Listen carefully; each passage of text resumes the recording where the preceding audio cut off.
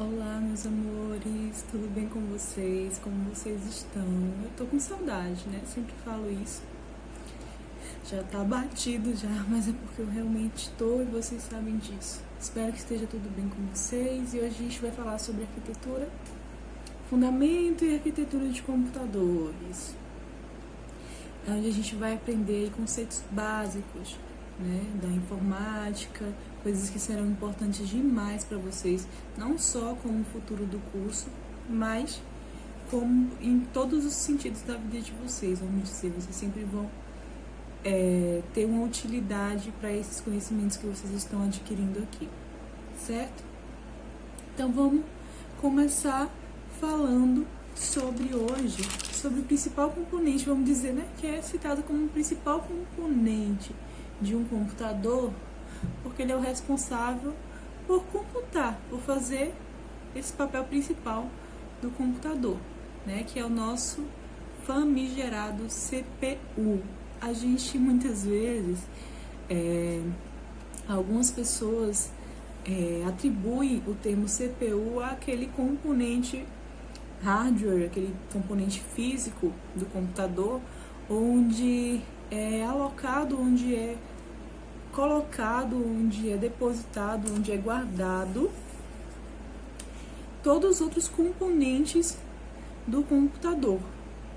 Porém, esse termo é utilizado de forma inadequada, né? E o termo adequado para esse hardware é gabinete, tá bom?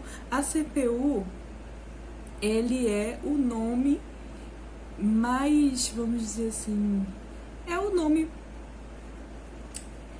mais adequado para o que a gente chama de processador, né? O nome CPU é unidade central de processamento, certo? Esse componente onde a magia acontece, certo? Então vamos compreender hoje essa unidade central de processamento, primeiramente com seus elementos internos, né? A gente sabe que esse processador é esse dispositivo onde todos os cálculos do computador acontecem, esse dispositivo que conversa diretamente com as memórias, esse dispositivo de extrema importância também para o funcionamento de um sistema operacional e de tudo que vai acontecer nesse computador.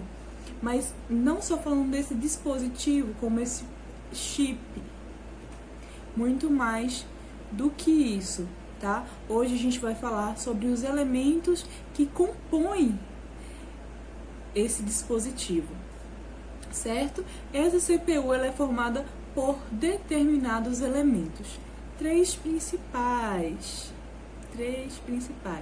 que é a ULA,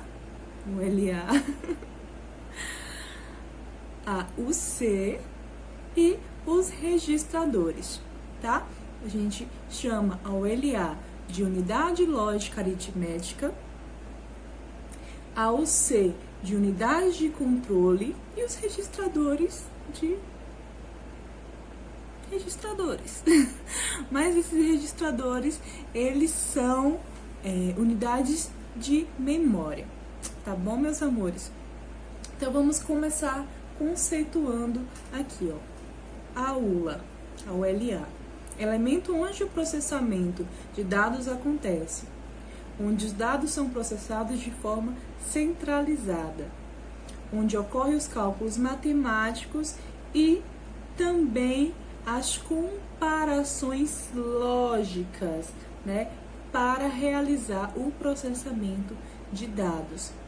Então, gente, em resumo, para ficar bem claro para vocês, porque essas aulas, a partir de então, devem ser mais resumidas também por conta da forma como a gente está dividindo o nosso semestre.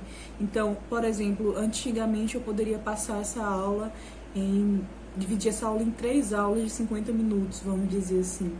E atualmente a gente tem que fazer aulas bem mais sintetizadas, tá? Então, resumindo, essa unidade lógica aritmética é um componente. Aí para vocês fica trocado, meu Deus. é um componente da nossa CPU responsável por realizar os cálculos matemáticos e as comparações lógicas, certo? O nosso CPU, ele é formado bonitinho desse jeitinho aqui que vocês estão vendo, certo? A gente tem esses elementos se comunicando um com o outro, né? E cada um tem a sua função. Então, a gente pode dizer que o CPU por inteiro realiza cálculos? Não. A CPU, ela é um componente com com três subdivisões, tá? Cada um com a sua função. E a função de realizar cálculos é atribuída à nossa unidade lógica aritmética. Aí eu tô começando a ficar sem voz. Já estão acostumados já, né? Então, vamos lá. A UC, a unidade de controle, é responsável por fornecer instruções e controlar como os dados serão processados, e quando serão processados na CPU. Sabendo que a CPU é esse elemento que não é só um local de cálculo. Ele existe uma unidade de memória e uma unidade de controle. Essa unidade de controle, ela vai comunicar-se com os outros componentes, controlando esses componentes, dizendo como eles devem trabalhar, quando eles devem trabalhar e com que devem trabalhar. Ela é responsável por comandar o processamento de dados. Então, é um que manda, o outro que faz e o terceiro que guarda, que registra, que armazena enquanto isso está acontecendo. Então, vamos lá. Os registradores, onde fica armazenado temporariamente os resultados dos cálculos pela ULA,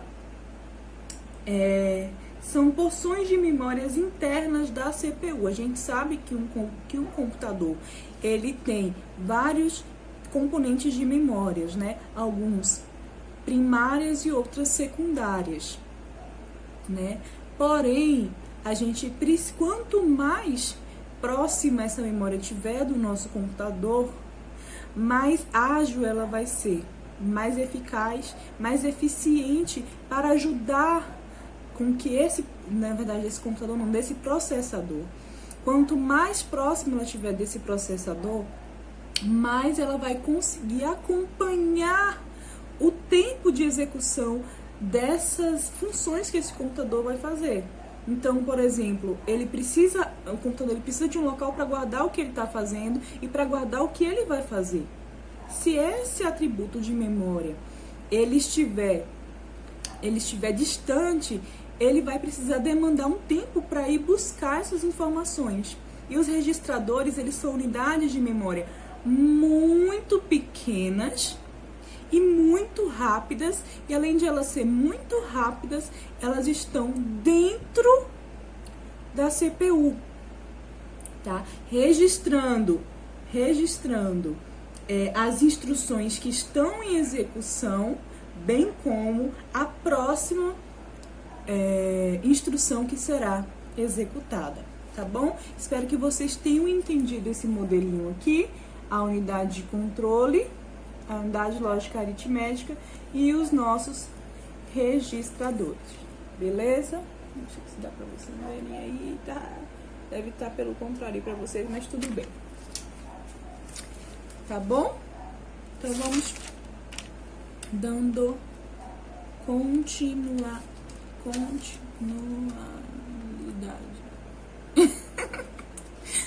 Continuando, vamos lá.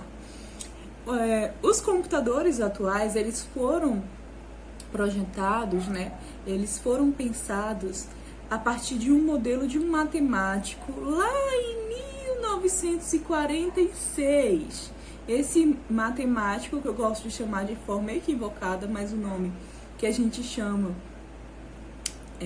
comumente aqui é von Neumann, né? Esse matemático, ele criou um modelo para a distribuição dessas informações, do processamento dessas informações dentro de um sistema computacional. Esse modelo que ele estruturou, a gente não vai entrar tão em detalhes, mas esse modelo, ele é o que hoje a gente utiliza para a construção de sistemas de processamento, como a nossa própria CPU é baseada nesse modelo de 1946, lá quando estavam surgindo os primeiros modelos computacionais. Então, o processador, ele é um hardware, um hardware muito importante, de extrema importância para um computador, e também é conhecido como CPU, certo? Ele tem a função de executar os programas que estão armazenados nas memórias, na verdade, sendo mais específica, na memória principal, na memória primária desse computador, e buscando as informações, examinando essas informações, executando essas informações uma após a outra, certo? Vamos lá. Os componentes do computador são conectados em barramentos. Gente, lembrando que eu estou resumindo bastante, tá? Esses barramentos também podem ser internos e externos, ok? Os barramentos externos, eles ligam a CPU, as memórias e aos dispositivos de entrada e saída. Ele é realmente externo à CPU, ok? E o barramento interno, ele é esse barramento que liga os componentes internos da CPU, ou seja, a ULA, a UC, os registradores, eles são conectados por barramentos, que são esses componentes que fazem a comunicação. Então, eles fazem a interligação desses componentes, certo? Então, eles são internos e externos. Os externos, eles interligam os componentes externos à CPU, Então, ele vai interligar a CPU, as memórias e aos outros componentes de entrada e saída, ok? E dentro da CPU vai existir esses barramentos internos, tá? Que vai fazer a ligação entre esses componentes da CPU, a ULA, a UC e os registradores, as unidades de memória, tá bom? Beleza? E tem outro conceito que é bastante importante. A gente está completando aqui quase 13 minutos e a gente já está no terceiro conteúdo. É porrada. Vamos lá. O terceiro conceito é o conceito de RISC-CISC. RISC-CISC. Processadores RISC e CISC.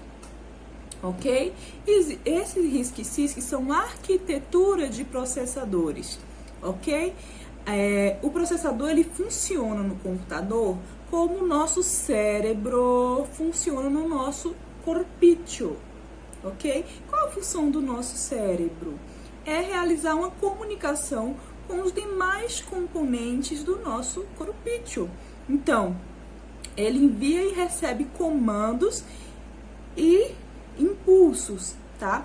Esse recebimento, esse envio e recebimento de comando de impulsos, ele precisa, no computador, funcionar de uma forma específica. Então, os processadores que são considerados cérebro do nosso computador, ele vai ter duas arquiteturas de transporte dessas informações, vamos dizer assim, de comunicação desse tráfego de comando e de impulsos, tá? A arquitetura CISC, ela é a arquitetura de instruções complexas para o computador. E a RISC é instrução reduzida para o computador, tá? O nome engana muito. A gente acha que complexo é porque é muito bom e reduzido é porque é inferior. Na verdade, não. Na verdade, os dois têm a sua importância e os dois são bastante úteis dentro do que eles sabem fazer, beleza? Então, ó, o CISC, ele necessita de vários ciclos de processamento para processar uma instrução. Esse ciclo de processamento a gente também chama de ciclo de clock, que é uma ação que acontece em determinado tempo e o que determina esse tempo é a quantidade de hertz, ok? Esses conceitos vocês também podem buscar lá na apostila que eu deixei para vocês lá no Classroom, tá? Então vamos lá.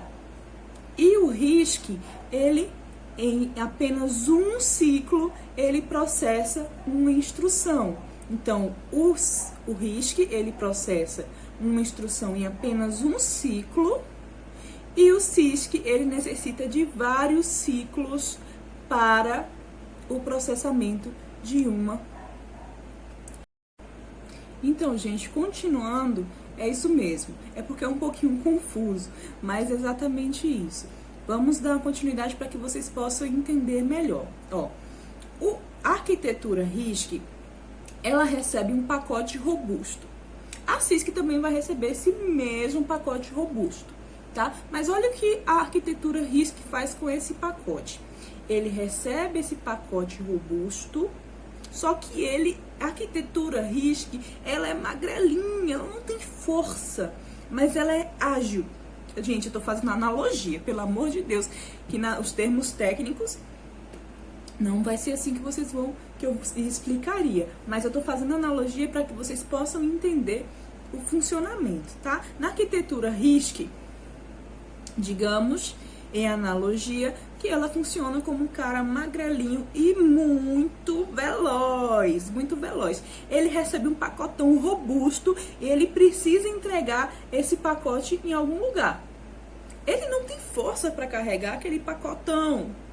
Ele não tem, ele é magrelinho, ele não tem força, mas ele é ligeiro. O que ele faz? Ele pega aquele pacote grandão, divide em vários outros pacotes e como maratonista, ele carrega esses pacotes de um por um até chegar ao seu destino. Vai lá, pega um, deixa lá, pega outro, tchá, tchá, tchá, tchá, tchá, tchá. Então, em cada... Ui, até eu cansei. Então, ele vai fazer uma instrução em cada ciclo. Em cada ciclo, ele vai lá e envia um pacote, ok? Ele vai levar um determinado tempo para fazer isso, porque ele vai levando um de cada vez, mas ele é ligeiro, então ele vai rapidamente, consegue levar o pacote que ele precisava, chega lá bonitinho e íntegro, como deveria chegar, tá? Já a arquitetura CISC, ele é aquele cara fortão, aquele cara fortão, mas aquele cara que não é ligeiro. Ele recebe o mesmo pacote para ser transportado lá. O que ele vai ter que fazer? Ele vai usar o atributo dele. Como ele não é rápido, ele é forte, ele pega o pacote inteiro e vai levando no tempo dele, mais devagar, tá? Então ele vai necessitar, ó, de vários ciclos de processamento, né, para resolver essa instrução.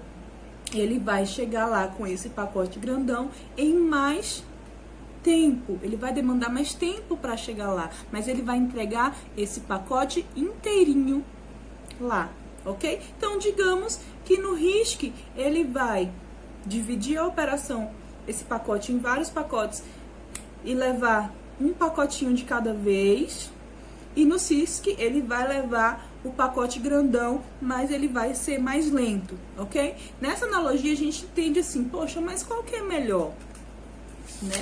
Digamos que o CISC é o RISC é o maratonista e o CISC é o levantador de peso, né? A gente tem como comparar cada um? Não, cada um tem a sua habilidade. Cada um ele possui sua habilidade, né? E cada um trabalha de uma forma específica para realizar a mesma função, que é levar essas informações para o local pré-definido, para um lugar desejado.